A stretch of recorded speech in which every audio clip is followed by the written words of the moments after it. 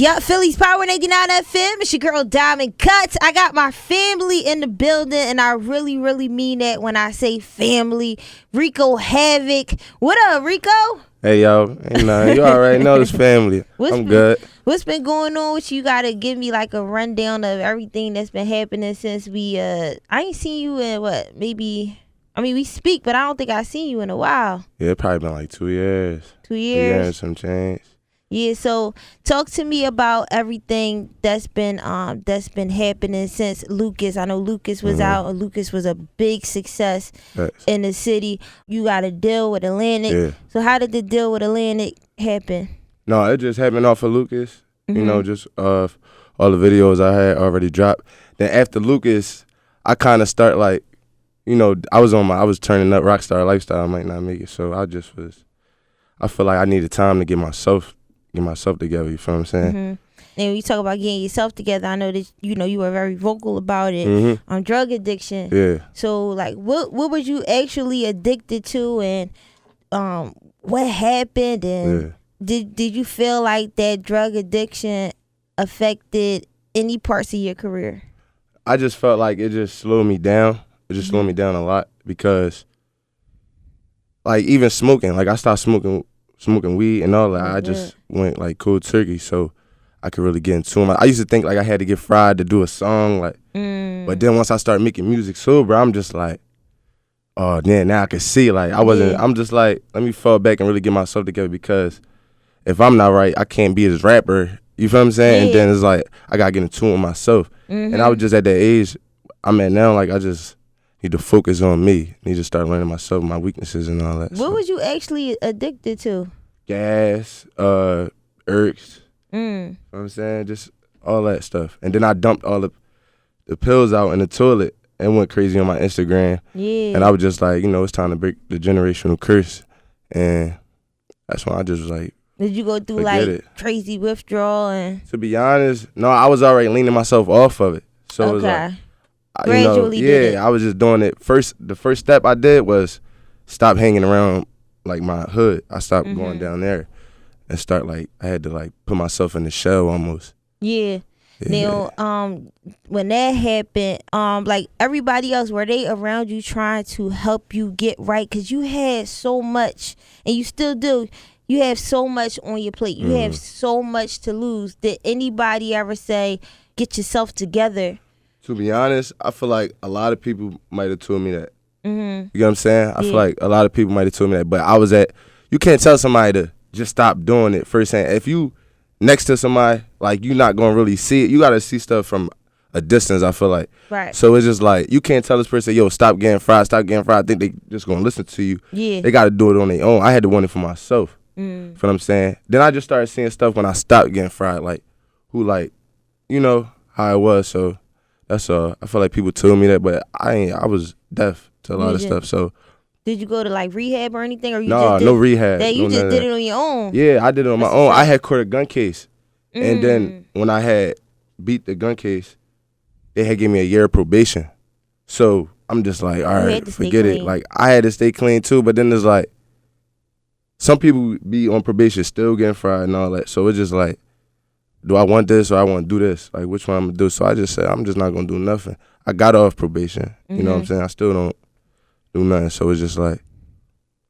And you had some deaths in your family, right? Yeah, that's what. Is that what kick-started it? Yeah, that's what kick-started. Okay. My mom died, and then my sister died the year after she died, and then my dad died right after that.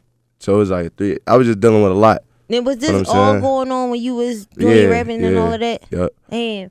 Now, before this, you was a dollar boy, right? Yeah, Talk about your dollar boy days, because I saw you, you know, D-macking and all of that. You could really dance. I know you was doing. Yeah, I could do a lot. It ain't nothing I can't do. It's just that it was just like, and then, you know, it's crazy because we used to do this thing called, like, when you get booked, they used to put me on house detention, right? And the boy that did the dollar boy stuff, he used to like help me right off. So they used to be like, you ever heard of an advocate? People get like advocates when they're youth and they get in trouble. Yeah, I got in trouble with the law when I was like 10 years old. You know what I'm saying? So after that, then I met that was like me getting off house detention and stuff like that.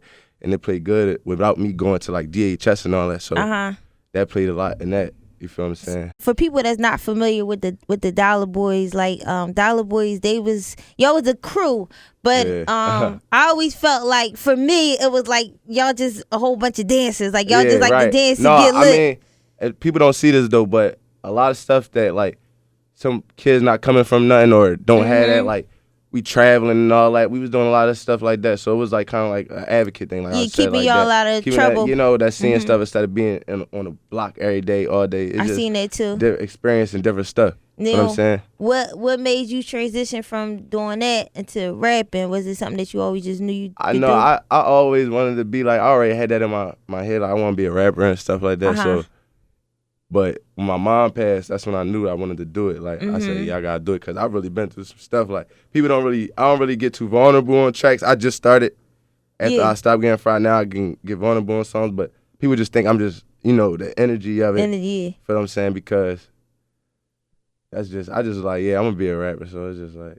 So it's just what it was. Opening up now that I can. Feel what I'm saying? Now I got the strength to do it. When Lucas dropped, what was that? And I know what the energy was like in the city when that song still goes crazy. Like you can still play that at parties, radio, whatever.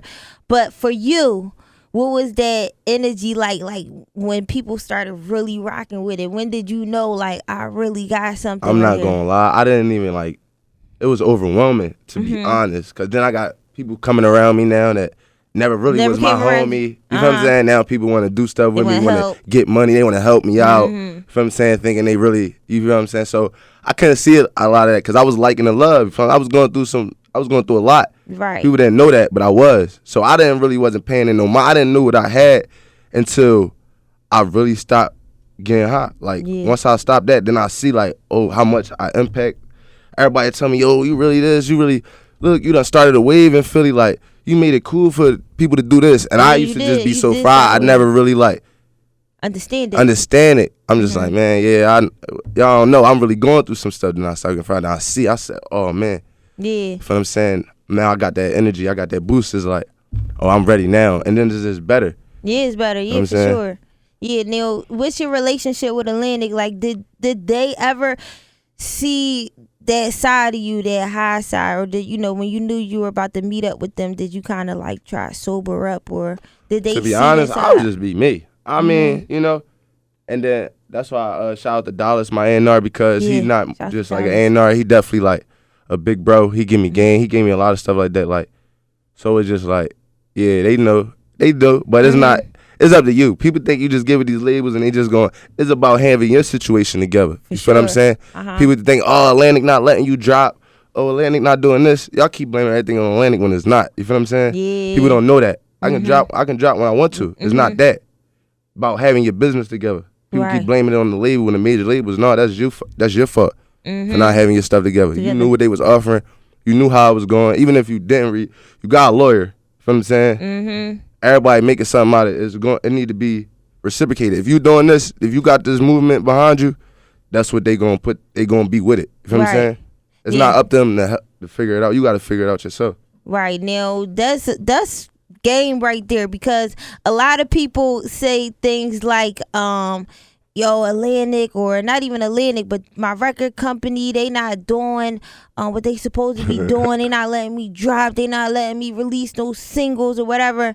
But at the end of the day, like you just said, and you living proof of it because you are an artist and you got signed to a major label. If your paperwork ain't right and y'all going in there and y'all signing anything, anything is going to happen. Yeah. And it's like this. If you going... people gotta stop thinking that the label is gonna do everything for you. Like they think that's how I thought. Like when I got a label, it was just even people that was like when I say my team was telling me like, oh, we waiting for them, but it's not really that. You know what I'm saying? While you waiting for them, you gotta stop thinking you gonna get signed and now you gonna be on BET Awards. Now you about to win a Grammy and all that. It's footwork. It's get way harder when you get signed. It's not just like now you probably be with a million other people on the label.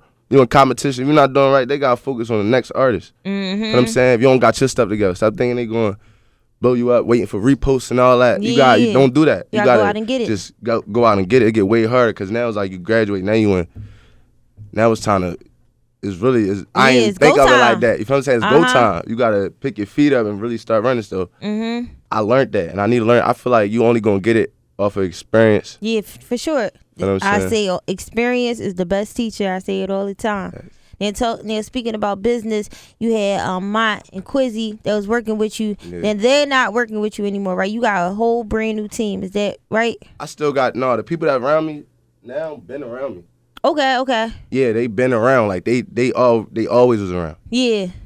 Neil. That's the people that's responsible for even me meeting with other labels. Then, Oh, you know what I'm saying? So it's always around. It's not like I went and found a new team. Yeah. You know what I'm saying? I just felt like when we did our thing was good for me. Some was good for them, gonna be good for them. Was good for me, gonna be good for me. It's not no bad blood with none of them. You feel what I'm saying? I still talk to them. Okay. Day, so. Now let's put this to rest since we putting things to rest. You know it's a city. You know it's a city full of love and it's a city full of hate too. Yeah, It's like facts. half and half. Yeah. Now everybody was saying, "Yo, he dropped Rico for Sim Santana." Now clarify that, cause I know you got you sitting right here. Just clarify. I know Mike got his story. And he's gonna be able to tell his story, when he's ready to tell it. But tell your story on that whole situation, so people know, if they were thinking that they don't got to. It wasn't that. I mean, it was never like he dropped. Ain't nobody dropped nobody. It's never gonna be like that. Like, so it just he did what he wanted to do. I feel like people outgrow each other. That's what's good for him. What's good for them is good for me. So just like I just said. It's never like no drive, just like a regular talk we had, just on the strength, like, I think I should do this. Everybody got their different, motives on what they want to do. You know what I'm saying? But God do what's best for you. Right. So what you gonna do is best for you or do what's best for them? Because I think Mont was a rapper before. Of course. I think I felt like the astronauts. Yeah, something like that. I think he was a rapper before. You know what I'm saying? I probably met Mont after like right before I got signed. So I didn't really know that. I just feel like he was doing he needed to do what he needed to do.